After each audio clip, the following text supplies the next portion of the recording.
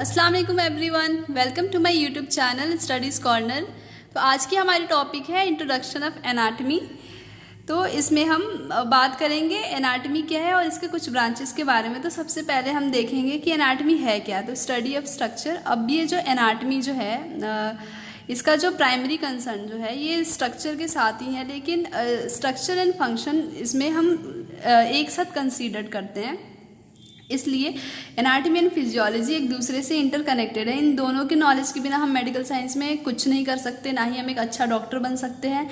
लेकिन जब हमारा एडमिशन होता है, जब हम फर्स्ट ईयर में होते हैं, तो एनाटमी एक बर्डन लगता है, लेकिन हमें इसे बर्डन नहीं समझना चाहिए, क्योंकि इसका इंपॉर्टेंस हमें तब समझ में आएगा जब हम ओटी में जाएंगे और हमें किसी पेशेंट को ऑपरेट करना होगा। तो जब तक हमें एनाटमिकल नॉलेज नहीं होगा, फिजियोलॉजिकल नॉलेज नहीं होगा, हम कैसे कुछ करेंगे जब हमें कोई पता ही नहीं होगा कि कौन सा ऑर्गन कहाँ लोकेट हो रहा है और फिर उस ऑर्गन का फंक्शन क्या है, तो हम डिजीज़ डायग्नोज नहीं कर पाएंगे। तो अब स्टार्ट करते हैं टॉपिक। तो एनाटमी जो है ये दो वर्ड से मिलकर बना है, एना प्लस टोमी। एना मीन्स होता है अप एंड कंटिन्यूअस भी होता है, एंड टोमी कटिंग।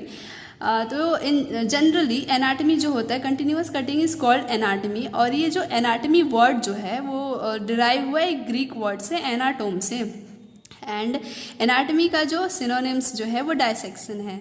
अब ये एनाटोम वर्ड जो है ये एक ग्रीक वर्ड है, एंड डायसेक्शन जो है ये एक लैटिन वर्ड है। बट इसके जो मीनिंग होते हैं ये सेम ही होते हैं, बट इसमें कोई सिमिलैरिटीज़ नहीं है, क्योंकि एनाटमी जो है वो एक वाइड फील्ड है हमारे मेडिकल साइंस में। एंड डायसेक्शन तो सिर्फ डायसेक्ट करना किसी भी चीज़ बॉडी के पार्ट्स को।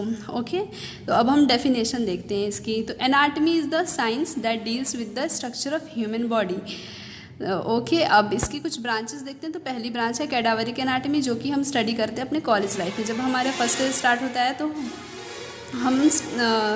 हमें कैडावर दिखाया जाता है। तो कैडावर होता क्या है? तो कैडावर जो है एक डेड बॉडी है जिससे जो प्रिजर्व होता है फॉर्मेलिन एंड अल्कोहल में। तो इसमें हम डेड बॉडी की स्टडी करते हैं नेकेड आई से, और इसको हम मैक्रोस्कोपिक और ग्रॉस एनाटमी भी बोलते हैं। इसको मैक्रोस्कोपिक एनाटमी क्यों बोलते हैं? क्योंकि इसमें हमें किसी भी माइक्रोस्कोप की ज़रूरत नहीं पड़ती है, इसे हम नेकेड आई से विजुअलाइज करते हैं। और ये जो कैडावरिक एनाटमी है ये दो पार्ट्स में डिवाइडेड होती है, एक regional anatomy and systemic anatomy. मतलब कि हम इसे दो तरीके से स्टडी कर सकते हैं। पहला है regional anatomy and systemic anatomy. तो रीजनल एनाटमी में हम क्या करते हैं कि बॉडी को डिफरेंट रीजन में डिवाइड करते हैं, देन हम उसकी स्टडी करते हैं। तो हेड एंड नेक रीजन हो गया, upper limb, lower limb, thorax, abdomen and pelvis. And systemic anatomy में हम स्टडी करते हैं सिस्टम की, बॉडी के सिस्टम की स्टडी करते हैं, like digestive system, respiratory system, muscular system, skeleton system and lymphatic system. Branch जो है वो है हमारी लिविंग एनाटमी। तो इसमें क्या करते हैं हम स्टडी करते हैं लिविंग ह्यूमन बीइंग को। कैसे? 4 प्रोसेस के through, inspection, palpitation, percussion and ऑस्क्यूलेशन।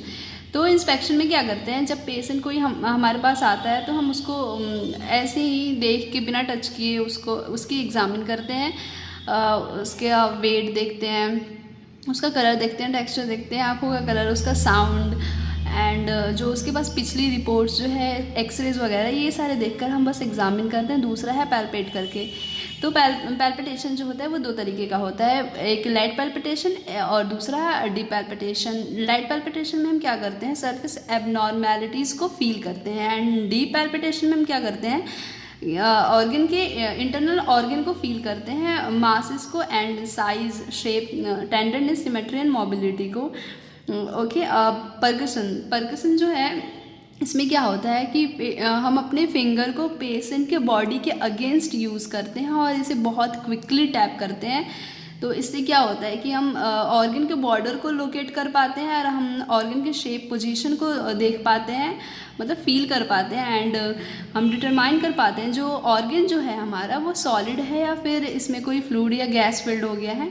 चौथा है ऑस्क्यूलेशन। इसमें क्या करते हैं हम स्टेथोस्कोप से इंटरनल ऑर्गन के साउंड को हम सुनते हैं, लाइक हार्ट की साउंड, लंग्स की साउंड एंड अदर ऑर्गन की साउंड। तो इससे हमें पता चलता है कि हमारा ऑर्गन जो है वो नॉर्मल मतलब प्रॉपर फंक्शन कर रहा है कि नहीं। ओके, अब तीसरी ब्रांच जो है हमारी वो है सरफेस एनाटमी, जिसे हम टोपोग्राफिक एनाटमी भी बोलते हैं। ये क्या है?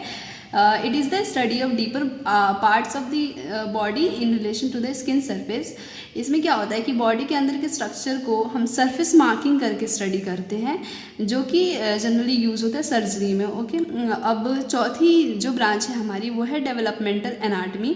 इसमें हम स्टडी करते हैं study of development from the fertilize egg to adult form.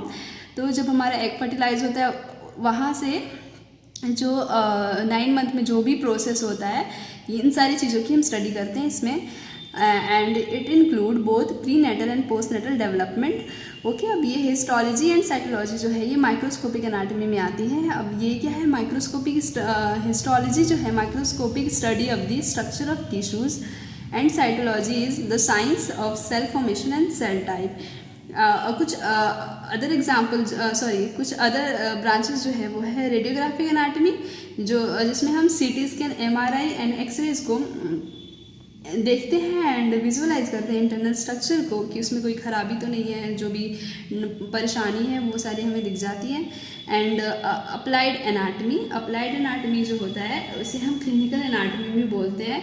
ये क्या होता है? The study of body structure to determine how influence the body's performance and its susceptibility to disease.